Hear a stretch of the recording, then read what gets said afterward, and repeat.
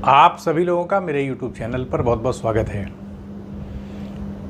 आज का जो वीडियो आपके समक्ष प्रस्तुत करने का प्रयास है, उसके अंतर्गत भारत में दार्शनिक परंपरा का जो विकास है, 9 प्रकार की दार्शनिक शाखाएं भारत के अंदर उत्पन्न हुई समय के साथ, जिसमें आस्तिक विचारधारा के अंतर्गत 6 प्रकार के दर्शन हैं, जिसमें सांख्य दर्शन आ जाता है, योग दर्शन। सांख्य दर्शन का जो सैद्धांतिक पक्ष है उसको क्रियात्मक रूप में, यानी प्रयोग के आधार पर किसी चीज़ को सिद्ध करने का जो प्रयास है, यानी मोक्ष की प्राप्ति, चित्त वृत्तियों का शमन, उनका मतलब उनको रोक देना, उसको समाप्त कर देना, उसके आधार पर मोक्ष की प्राप्ति लक्ष्य है योग दर्शन का। इस आधार पर चित्तवृत्ति निरोध ही योग का आधार है। उसके बाद फिर हम देखें तो न्याय दर्शन का विकास होता है, फिर न्याय दर्शन के बाद वैशेषिक दर्शन का विकास होता है, फिर मीमांसा दर्शन का विकास होता है। उसके अंतर्गत पूर्व मीमांसा और उत्तर मीमांसा। पूर्व मीमांसा महर्षि जैमिनी के उसके संस्थापक हैं। उसके बाद फिर उत्तर मीमांसा में महर्षि बादरायण आ जाते हैं, जो कि वेदांत दर्शन, यानी सबसे पहले उपनिषद जितने प्रकार के थे उनका निचोड़ अपने ब्रह्मसूत्र में उन्होंने प्रस्तुत किया था। तो ये 6 प्रकार के आस्तिक दर्शन हैं। 3 प्रकार के नास्तिक दर्शन है, यानी वेदों की सत्ता में विश्वास नहीं किया जाता है, और जो आस्तिक दर्शन है वो वेदों की सत्ता में विश्वास करते हैं। इस आधार पर देखें तो बौद्ध दर्शन, जैन दर्शन और चारवाक दर्शन, ये 3 प्रकार के नास्तिक दर्शन कहलाते हैं। वेदों की सत्ता में भी विश्वास नहीं रखते हैं, और अगर बौद्ध दर्शन देखा जाए तो महात्मा बुद्ध ने तो ईश्वर की सत्ता के बारे में मौन धारण कर लिया था और आत्मा की सत्ता को स्वीकार ही नहीं किया था, 5 स्कंधों का संघात बता दिया था। तो ये एक तरह से हम कह सकते हैं विषय जो है 9 प्रकार के जो दर्शन हैं, ये एक इन्फॉर्मेटिव वीडियो है, यानी सूचना प्रधान वीडियो है। और आपके समक्ष जो भी वीडियो प्रस्तुत किया जाता है तो ये प्रयास रहता है, क्योंकि वीडियो तो किसी के द्वारा भी देखा जाता है। आज समय ऐसा है, वर्तमान समय में समय की उपलब्धता बहुत लंबे समय तक लोगों के पास है नहीं, तो ऐसे में निचोड़ आपके सामने रखने का एक प्रयास रहता है, ताकि हम किसी भी विषय को अगर लें तो कम से कम उसका एसेंस, उसका सार आपके सामने रख दें।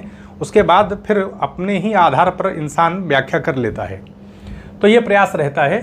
तो अगर आपको ये प्रयास अच्छा लगता है तो आप चैनल को लाइक कर सकते हैं, सपोर्ट कर सकते हैं, सब्सक्राइब कर सकते हैं। तो देखिए यहाँ पर देखते हैं, सबसे पहले हम आस्तिक दर्शन में सांख्य दर्शन पर आ जाते हैं। उसके बाद फिर देखेंगे क्रियात्मक रूप में योग दर्शन के अंतर्गत किस प्रकार की व्यवस्था है। आज योग दर्शन के अंदर जो अंतःकरण है, जिसके अंतर्गत बुद्धि, मन और अहंकार, इन तीनों को शामिल किया जाता है, इसको अंतःकरण कहा जाता है। अंतःकरण का मतलब ये होता है, जैसे हम दर्पण के सामने आ जाते हैं, तो दर्पण के सामने आएंगे तो हमारा प्रतिबिंब ही तो दर्पण के सामने आएगा। तो अंतःकरण इंद्रियों से संपर्क उसका रहता है। इंद्रियां बाह्य संवेदनों को अंतःकरण में प्रेषित कर देती हैं, जैसे दर्पण में प्रतिबिंब आ जाता है। अब इंद्रियों के माध्यम से जो बाह्य संवेदन ग्रहण किए जाते हैं वो अंतःकरण में प्रेषित किए जाते हैं, वहाँ पर वो चित्रित हो जाते हैं। चित्रित होने का मतलब जैसे दर्पण में सामने चीज़ें प्रकट हो जाती है, वैसे चित्रित हो जाते हैं। उसी को कहा जाता है चित्त वृत्ति। तो अंतःकरण में संवेदनों का प्रकट होना चित्त वृत्ति कहा जाता है। ये जो चित्त वृत्ति होती है, पुरुष के साक्षात संपर्क के कारण, यानी पुरुष की चेतना दूर से ही चित्त के जब संपर्क में आती है तो चित्त जड़ रहता है, वो चेतनवत हो जाता है। और जब चेतना आ जाती है चित्त के अंदर, अंतःकरण के अंदर, तो जो संवेदन प्रकट हो रहे हैं चित्त में, उनसे हम कह सकते हैं एक अटैचमेंट, लगाव पुरुष का हो जाता है, जिसके वजह से एक हम कहते हैं बंधन की अवस्था आ जाती है। तो अगर चित्त वृत्ति का निरोध कर दिया जाए तो पुरुष को मोक्ष की प्राप्ति हो जाएगी। तो यही योग दर्शन का आधार होता है। तो सांख्य दर्शन के अंदर महर्षि कपिल हैं।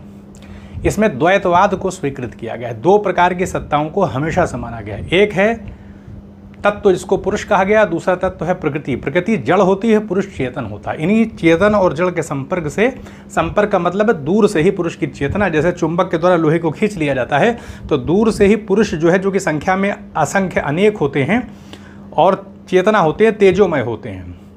तो जैसे ही पुरुष की चेतना प्रकृति पर पड़ती है तो प्रकृति, क्योंकि उसके 3 प्रकार के स्वरूप धर्म होते हैं, सत्वगुण, रजोगुण और तमोगुण, तो इनके अंतर्गत उथल पुथल हो जाती है, और प्रकृति जो जड़ होती है उसमें चेतना आ जाती है, और ये धीरे धीरे उथल पुथल होने से गुणों के अंदर ये विकासवाद की प्रक्रिया चल पड़ती है। तो बंधन की अवस्था का मतलब क्या है? कि मानी सी बात है कि जब चित्त वृत्ति निरोध योग दर्शन के अंदर अष्टांग योग के माध्यम से चित्त वृत्तियों का निरोध किया जाता है, तो चित्त वृत्ति जो प्रकट होती है तो पुरुष जो है वो उसकी चेतना चित्तवृत्ति से संयुक्त हो जाती है और चित्तवृत्ति को अपना स्वरूप मानने लगता है, भोक्ता करता हो जाता है वो। तो ऐसे में सैद्धांतिक पक्ष जो है वो सांख्य दर्शन में बताया गया कि विवेक ख्याति होनी चाहिए, विवेक ज्ञान होना चाहिए, तत्वगत यानी तत्व को समझना। जब हम तत्व को समझेंगे, इसीलिए आप देखेंगे सांख्य दर्शन में 25 प्रकार के तत्व हैं, पुरुष है, प्रकृति है और प्रकृति से 23 प्रकार के तत्व उत्पन्न हुए हैं। तो इस आधार पर सांख्य दर्शन में विवेक ख्याति, विवेक ज्ञान को ही मुक्ति का आधार बताया गया है, जबकि योग दर्शन में एक दूसरी प्रक्रिया अपनाई गई जो कि अष्टांग योग के अंतर्गत आप देखेंगे तो चित्त वृत्तियों का निरोध कर दिया जाता है, उसी से मुक्ति मिलती है। तो ये हमने देख लिया कि महर्षि कपिल जो है वो सांख्य दर्शन के प्रवर्तक हैं। 2 प्रकार की सत्ता को हमेशा न माना। सांख्य दर्शन द्वैतवादी दर्शन है। योग दर्शन के अंदर महर्षि पतंजलि इसके संस्थापक हैं और इन्होंने क्रियात्मक रूप पर ध्यान देते हुए चित्तवृत्तियों के निरोध के लिए अष्टांग योग की अपना एक स्थापना किया था। 8 प्रकार के पक्ष हैं, उस पर अभ्यास करके हम चित्तवृत्तियों का निरोध कर लेते हैं। अब न्याय दर्शन पे आते हैं। तो न्याय दर्शन जो है वो महर्षि गौतम इसके संस्थापक हैं। न्याय सूत्र रचना है उनकी। इसमें 16 प्रकार के पदार्थों की चर्चा है और तत्व ज्ञान के आधार पर, पदार्थों के ज्ञान के आधार पर मोक्ष की प्राप्ति, दुखों की निवृत्ति की बात इसमें न्याय दर्शन के अंतर्गत की जाती है। तो जब हम तत्वों को समझ लेंगे तो मानी सी बात है, उसमें फिर हमें प्रमाणों के ऊपर ज़्यादा बल देना पड़ेगा। तर्क के माध्यम से यथार्थ ज्ञान, अयथार्थ ज्ञान की प्राप्ति कैसे होती है, क्योंकि तत्वों का ज्ञान प्राप्त करने का मतलब है यथार्थ ज्ञान प्राप्त करना। तो इसलिए ज्ञान मीमांसा पर ज़्यादा बल है, इसलिए तर्क प्रधान दर्शन ये कहलाता है न्याय दर्शन। तो तत्वों के ज्ञान के आधार पर मोक्ष की प्राप्ति, दुखों की आत्यंतिक हमेशा के लिए निवृत्ति हो जाती है। ये सांख्य दर्शन में है। वैशेषिक दर्शन के अंदर जहाँ न्याय दर्शन में 16 प्रकार के पदार्थों की चर्चा की गई है, वहीं पर वैशेषिक दर्शन में 7 प्रकार के पदार्थ ही हैं। द्रव्य गुण कर्म सामान्य विशेष समवाय अभाव, 7 प्रकार के इसमें पदार्थ आपको दिखाई पड़ते हैं वैशेषिक दर्शन में। क्योंकि वैशेषिक नाम इसलिए पड़ा है कि विशेष नामक जो पदार्थ है उसी के आधार पर वैशेषिक दर्शन इसका पड़ा हुआ है। तो ये भी तत्व ज्ञान के आधार पर मोक्ष या दुख की आत्यंतिक निवृत्ति की बात करता है। अब मीमांसा दर्शन में देखें तो मीमांसा दर्शन जो है वो एक प्रकार से प्रयास है। पूर्व मीमांसा महर्षि जैमिनी जो हैं संस्थापक हैं, और जबकि वैशेषिक दर्शन के संस्थापक अगर हम देखें तो महर्षि कणाद है, जिनका कि एक नाम उलूक भी है, जिसकी वजह से औलूक के दर्शन भी वैशेषिक दर्शन को कहा जाता है। जबकि महर्षि गौतम न्याय दर्शन के संस्थापक हैं। मीमांसा दर्शन में पूर्व मीमांसा महर्षि जैमिनी है इसके संस्थापक। इसके अंतर्गत जो है वे प्रयास किया गया है कि वेदों के अंदर जो कर्मकांड हैं उनके ऊपर आक्षेप लगाया जा रहा था बौद्ध धर्म के विद्वानों के द्वारा, जैन धर्म के विद्वानों के द्वारा, जो भौतिकवादी दर्शन थे, कि वेदों के अंदर कर्मकांड दिखाई पड़ते हैं जिनकी कोई प्रासंगिकता नहीं है। तो वेदों के अंदर जो कर्मकांड हैं उनकी तार्किक व्याख्या की जा सके कि वो कर्मकांड किसी विशिष्ट उद्देश्य के लिए रखे गए हैं, किसी लक्ष्य को साधने के लिए, किसी साध्य की सिद्धि के लिए रखे गए हैं। वो अतार्किक नहीं तो तर्क के माध्यम से उनकी प्रासंगिकता को समझाने के लिए कर्मकांडों की तार्किक व्याख्या करके जनसामान्य के समक्ष अपना मत रखने का एक प्रयास इस वैशेषिक दर्शन में, मीमांसा दर्शन में दिखाई पड़ता है।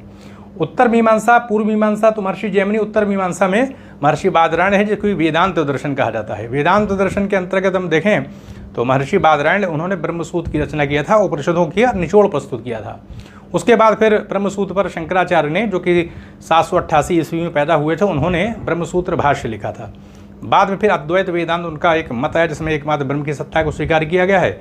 उसके बाद फिर रामानुजाचार्य ने उससे मतभेद व्यक्त किया शंकराचार्य से, और फिर विशेषता द्वैतवादी दर्शन उनका हो गया। उसके बाद फिर मध्वाचार्य आ गए, द्वैतवादी है, जिसके अंतर्गत स्वतंत्र तत्व के तौर पर ईश्वर की सत्ता को माना है और अस्वतंत्र तत्व के तौर पर ईश्वर पर आश्रित करते हुए चित और अचित की सत्ता को भी, जीव और जगत की सत्ता को भी स्वीकार करते हैं। मध्वाचार्य द्वैतवादी दर्शन है, 5 प्रकार का भेद मानते हैं। उसके बाद फिर हम देखें तो फिर निम्बिकाचार्य द्वैतवादी आ जाते हैं, और फिर हम आते हैं वल्लभाचार्य की शुद्ध अद्वैतवाद के संस्थापक हैं। तो ये मीमांसा दर्शन के अंतर्गत, उत्तर मीमांसा में वेदांत दर्शन के अंतर्गत बहुत सारी शाखाओं का जन्म हुआ। अब हम नास्तिक दर्शन के अंतर्गत अगर देखें तो बौद्ध दर्शन, जैन दर्शन और चारवाक दर्शन हमको दिखाई पड़ते हैं। तो हम ये देख लेते हैं। पहले अगर हम देखें बौद्ध दर्शन के अंतर्गत तो महात्मा बुद्ध बौद्ध दर्शन के संस्थापक हैं, और महात्मा बुद्ध अनित्यतावाद को मानते हैं, प्रतीत समुत्पाद का सिद्धांत देते हैं, जिसके अंतर्गत वो बताते हैं कि आत्मा की सत्ता नहीं, पंच स्कंधों का संघात है आत्मा। रूप वेदना संज्ञा संस्कार विज्ञान, इन्हीं के आधार पर भौतिक परमाणु और चेतना का प्रवाह चल रहा है, परमाणुओं का संघात है, ये शरीर और इसी को हम आत्मा समझ लेते हैं, पंचस्कंधों के संघात को ये आत्मा समझ लेते हैं। जबकि चेतना जो है विज्ञान जो परमाणु होते हैं उनकी वजह से शरीर में पैदा हो जाती है। प्रतीत समुत्पाद का सिद्धांत दिया था, जिसके अंतर्गत कारण कार्य के आधार पर चीज़ें जो हैं वो हमको दिखाई पड़ती हैं। और परिवर्तनशीलता का कहीं ना कहीं अनित्यतावाद का सिद्धांत क्षणिकवाद में जाकर के आगे परिवर्तित हो गया, क्योंकि चीज़ें अनित्य होती हैं, कुछ समय के बाद चीज़ें बदल जाती हैं। तो इस प्रकार के महात्मा बुद्ध का दर्शन दुखों के निरोध पर था। और 4 आर्य सत्य उन्होंने दिया, उसके बाद फिर अष्टांगिक मार्ग दिया, और इसके अंतर्गत अष्टांगिक मार्गों का पालन करके हम निर्माण की तरफ बढ़ते हैं। सम्यक दृष्टि, सम्यक संकल्प, सम्यक वाक, सम्यक कर्मांत, सम्यक, उसके बाद आजीव, सम्यक व्यायाम, सम्यक स्मृति, सम्यक समाधि, ये अष्टांगिक मार्ग हैं जिससे मोक्ष की निर्वाण की प्राप्ति हो जाती है। निर्वाण का मतलब है इंद्रियों में चित्तवृत्ति, जो हमें इंद्रियों के माध्यम से संवेदन प्राप्त होते हैं उससे किसी प्रकार की अनुभूति नहीं होती। न सुख की अवस्था, जब हम मानी बात सुख दुख आते हैं तो हम सुखी हो जाते हैं, दुखी हो जाते हैं, लेकिन जब हम अष्टांगिक मार्गों पर चलकर निर्वाण की प्राप्ति कर लेते हैं तो मन की ऐसी अवस्था हो जाती है कि सुखों की चेतना आती है, सुख के संवेदन आते हैं, दुख के संवेदन आते हैं, लेकिन उससे हम व्यथित नहीं होते, एक सामान्य हमारा जीवन चलता है। तो इस आधार पर बौद्ध दर्शन के अंदर इस प्रकार की स्थिति दिखाई पड़ती है। जैन दर्शन के अंदर पूरी तरीके से जो है वो अहिंसावादी ज़्यादा दृष्टिकोण आपको दिखाई पड़ेगा। इसमें अनेकांतवाद का भी सिद्धांत है, जिसके अंतर वस्तु को अनंत धर्मात्मक माना गया है, यानी वस्तु का जो स्वरूप धर्म होते हैं उनको गुण कहा जाता है, और वस्तु के कुछ आगंतुक धर्म होते हैं जिनको पर्याय कहा जाता है। पर्याय की वजह से वस्तु उत्पन्न होती हुई दिखाई पड़ती है, नष्ट होती हुई दिखाई पड़ती है, क्योंकि ये आते जाते धर्म हैं, जबकि स्वरूप धर्म बदलते नहीं है। जैसे सोना है तो उसके अंदर जो पीलापन है उसका स्वरूप धर्म, उसको गुण कहा गया है। तो इस आधार पर वस्तु अनंत धर्मात्मक होती है। और साधारण तौर पर अगर देखा जाए, हम साधारण मतलब जैसे कि सामान्य लोग होते हैं, उसका आधार पर कुछ ही वस्तुओं के कुछ ही गुणों से लोगों का परिचय हो सकता है, जबकि वस्तु अनंत धर्मात्मक होती है, वस्तु के पूरे स्वरूप को ऐसे जाना नहीं जा सकता। इस आधार पर जैन दर्शन में स्यादवाद का भी सिद्धांत है और अनेकांतवाद का भी सिद्धांत है। चारवाक दर्शन पूरी तरीके से भौतिकवादी दर्शन है, जिसमें पृथ्वी जल अग्नि वायु के परमाणुओं के आधार पर ही जगत को उत्पन्न माना गया है। आत्मा नाम की कोई सत्ता नहीं, ईश्वर की सत्ता में विश्वास नहीं किया गया है। संसार में सुखों की प्राप्ति पर ही सबसे ज़्यादा बल है, क्योंकि यही एक जीवन है। इस आधार पर सुख का इसमें ज़्यादा बल दिखाई पड़ता है, सिद्धांत दिखाई पड़ता है। ज़्यादा सुखों को अर्जित करना चाहिए। अगर हमको उधार लेकर के घी अगर प्राप्त करना है तो उधार लेकर के घी जो है वो प्राप्त कर लेना चाहिए, ताकि क्योंकि कल हम जीवित रहेंगे नहीं, ये कुछ पता नहीं है। तो सुखों को ज़्यादा से ज़्यादा भौतिकवादी दर्शन है, और आत्मा की सत्ता को स्वीकार नहीं किया गया है, ईश्वर की सत्ता को माना गया, संसार को ही वास्तविक माना गया, यही एक जीवन, उसके बाद फिर अंत हो जाएगा। इसलिए ज़्यादा सुख अगर उपलब्ध हो जाता है तो यही सबसे ज़्यादा श्रेयकर, इसको मतलब श्रेष्ठ माना गया है चारवाक दर्शन में। तो इस प्रकार से भौतिकवादी दर्शन चारवाक दर्शन है। तो ये भारत के अंदर अगर देखें, इस प्रकार की दार्शनिक विचारधारा जो है वो डेवलप हुई। इसमें विभिन्न प्रकार के दार्शनिक उत्पन्न हुए, उसमें संघर्ष वाद विवाद की स्थिति रही, और इससे और ज़्यादा फिर दार्शनिक परंपरा समृद्ध होती है। जहाँ भी विवाद होता है, मतभेद होता है, तो बहुत सारी पुस्तकें लिखी जाती हैं, और उससे कहीं ना कहीं दार्शनिक साहित्य समृद्ध होता है। तो यहीं पर अनुमति दें, चैनल को सब्सक्राइब भी करें, शेयर भी करें। आप सभी लोगों का बहुत बहुत धन्यवाद।